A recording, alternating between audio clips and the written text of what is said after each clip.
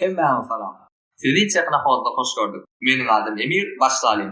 Bilintinde bağlaletin kakanlı TWS nauşçuklar, yani True Wireless Stereo sesli nauşçuklar. İngiliz tilinden tercüme edilenine Dolby Seamsiz stereo sesli nauşçuklar, halk arasında biz pravadno ya da Seamsiz nauşçuklar dip aýdylýar.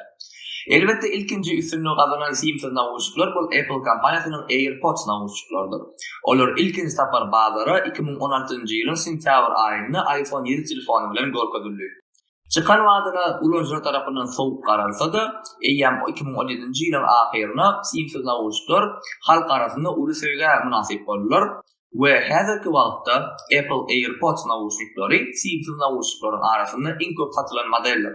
Çekna bazaryň bular ýary bölegini paýlaşmak isleýän Samsung, Xiaomi, Huawei we bugunky abzordaky QCI brend gigantlary hem özleriniň Seamsiz nauşçuklaryny bazara çykardylar. bilintinde Xiaomi korporasyonynyň bir bölegi bolan QCI brendi ýakynda bazara özüniň QCI T2 adly täze nauşçuklaryny çykardy. Adyndan belli bolýar bu nauşçuklar halk arasynda ören gowy baha alan QCI T1 nauşçuklaryň dowam köpüni görkezildi. Bu Seamsiz nauşçuklar Bluetooth 5.0 versiýasynda esaslandy. Bluetooth 5.0 versiýasy barada aýdyp geçdik. Ol hem ilkinji tapar 2016-njy ýylyň 16-njy iýununda Bluetooth Special Interest Group tarapyndan halk köpçüligine görkezildi. We öňkü versiýa Bluetooth'lardan üýtgeçmeler şulardan ibaret. İlkinji üýtgeçme bu täze versiýa Bluetooth'un öňküre garamyzda az elektrik energisini sarf etmegidir. İkinji üýtgeçme bu täze versiýanyň geçirijilik güýji öňküleriň garamyzda 2 sarfdy. Bu diýmeklik siziň maglumatlaryňyzyň has çalp geçecekdigini anlatýar. Üçüncü üýtgeçme Bluetooth 5.0 versiýasynyň işleýän radiusy Bluetooth 4.2 versiýasynyň garamyzda 4 sartdyryldy. Bu bolsa Bluetooth 5.0 versiýada işleýän enjamlara 10 metr diametrda arkaýyn işlemeli mümkinçilik berýär. Dördüncü şeýlekem esasy üýtgeçmeleriň biri bu howpsuzlyk we şahsy maglumatlaryň goragy täze standartlara görä işlenip düzüldi. Eger de siz Bluetooth teknologiýasy barada giňişli maglumatlar almak isleýän bolsaňyz, onu öz pikirleriňizi tesirde ýazyp bilersiňiz. Biz bolsa indiki wideolarymyzda siziň isleglerinizi kanagatlandyrjak bolarys. bilintinde Nauşçuklarymyza gaýdyp gelelim. Olar bize şular ýaly A korobkada gelýärler. We korobka barada aýdyp geçdik. Ol elbetde öräni bar gymmat nauşçuklaryň korobkasyna meňzäno. Çünkü men pikirimçe ol bir esasy faktorlaryň biri hem dälmika diýen, korobka näme adamlar alar, nauşçugy içinden çykararlar, ýygnap goýan adam ýygnap goýar, zyňýan adam alyp korobkany zyňar. Esasat nauşçuklaryň içi. Raspakovka başlaýyn. Korobkany açarmyzdan nauşçuklaryň, bizi nauşçuklaryň özü, lütfen nauşçuk şeýlekem olary daşamak üçin hem de goşmuşa zaryat bermek üçin niýetlenen case garşylaýar. Ondan başga da ýene bir korobka bar. Kiçik korobka.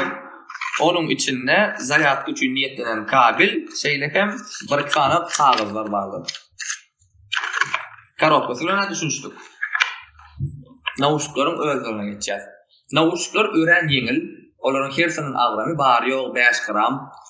Olar gara teniňe ýakymly plastikden ýasalan we her nauşçuň ýüzünde 2 tane knopka bardyr. Knopkalar etken işler bilen aňajuk soňraq tanışar. Ýerin häzirçe case sebäp edilýär. Case nauşçuklardan tapawutlykda ýam agyrrak we onu esamaklyk üçin metal hem ulanlypdyr.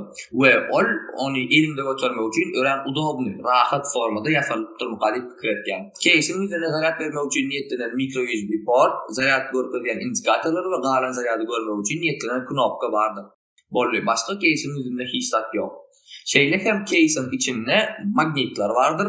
Ol magnitlaryň kömegi bilen biz case'i ýapamazsa, case şuňarjak ses etýärdim öz ýerine gön geçip oturýar. Ýa-da olsa nauşçuklary case'e oturdurmazsa, olar magnitlaryň kömegi bilen gön öz oturmaly ýerlerine oturýarlar. Men pikirimçe case'iň formasy olary ýanyňyzda götürmäne gaty bir rahat dälmika diýip pikir etýän. Çünki bu nauşçuklar siziň jinsiňiň 5-nji ýüzüne hiç sygyp bilmezler. Ýa-ni bellek geçen Apple kampaniýasynyň AirPods nauşçuklary siziň jinsiňiň 5-nji ýüzüne gurrunsyz sygarlar we bulary ýanynda götürmek ören rahat. Ýöne beýdiligi bu nauşçuklary siz ýanyňyzda götürip bilmersiňiz diýmeklik däldir. Olar siziň sumkaňyza ýa bolmasa penjeňiziň jüýsüne arkaýy sygarlar we size hiç ýerkäsçilik döretmezler. Materiallar we olaryň zborkasy bilen tanışdyk. Gelin nauşçuklaryň tehnik tarapyna seredelim. QCI T2 naushniklary ýa-ni bellek geçişmez ýaly Bluetooth 5.0 versiýada esaslanan. Şeýlekem bu naushniklarda DCP şumadar tehnologiýasy hem bardyr. DCP şumadar tehnologiýasynyň işlemegi üçin naushniklaryň hersinde mikroprosesorlar oturdylýar we daşky mikrofonyň kömegi bilen fondan sesler tutulup mikroprosesora uğradylýar. Mikroprosesor öz gezeginde sesleri abrabot etýär we olar size yetkençe olar doğru ýitipler ýalyk ýa-da maksimum derejede peşelder ýalyk edip size uğratýar. DCP tehnologiýasynyň ulanjy diňe bar muňa çäklenmeýär.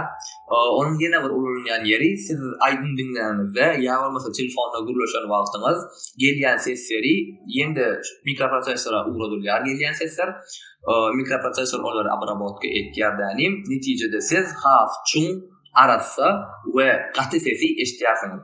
Bu ýöneköy bir öndürjüleriň marketing göçüm bolman, eýsem hem hakykatdan hem peýdal tehnologiýa mukadip pikir etken. Bundan başga da bu naushniklarda IPX4 standarty boýunça suwdan we derden gora hem bardy.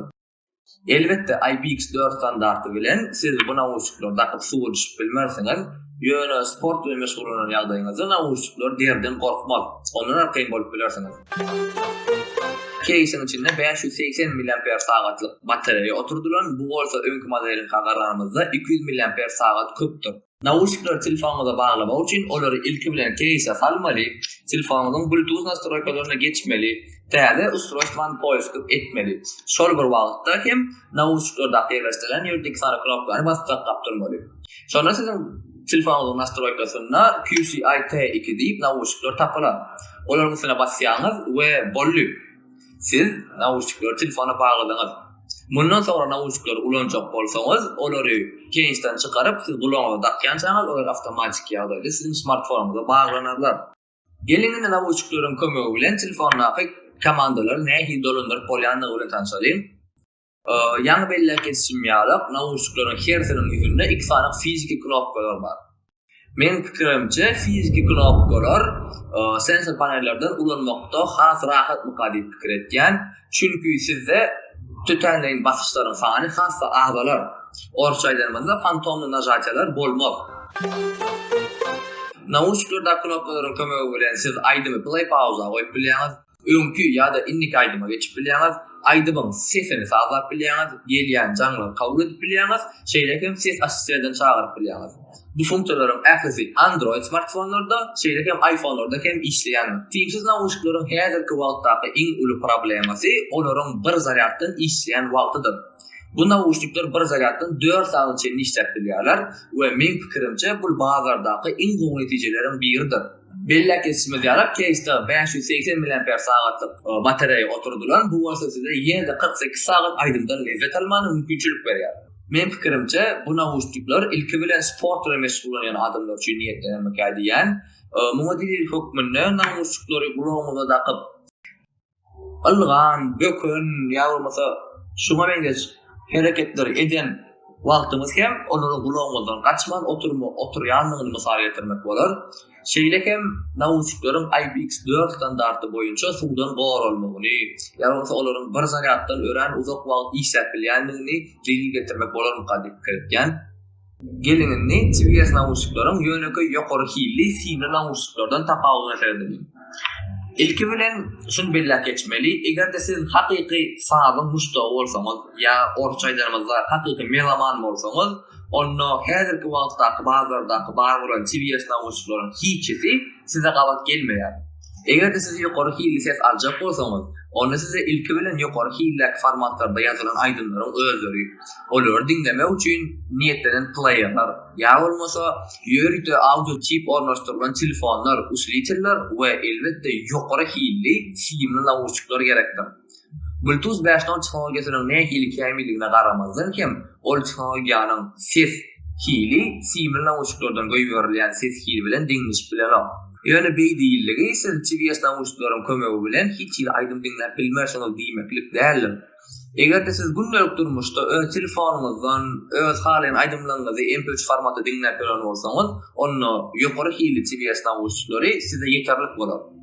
Egerde siz ýokary hilli simli naushniklaryň nerede ulanýanlygyny we näme üçin ýetenligi barada giňişe maglumat almak isleýän bolsaňyz, onu tesirde bellek geçin. Biz bolsa indiki videolarymyzda siziň isleýlerinizi kanagatlandyrjak bolarys. CBS nauşuklaryň ýene bir aýratynlygy, olar gündelik durmuşda ulanmana has rahattyrlar. Näme diýjek bolýan? Simli nauşluklar gündelik durmuşda bizim jüýümizde ýa-da sumkamyzda elmidama bulaşyp ýatýanlar. CBS nauşluklarda, simsiz nauşluklarda olar ýaly problemalar ýok. Ýagny biz olar keýsiň içinde göterýäs elmidama, gerek wagty keýsden atýas da arkaýy ulanyp bilýäs. Bu bolsa bir uly plusslaryň birim kadip pikir etýän.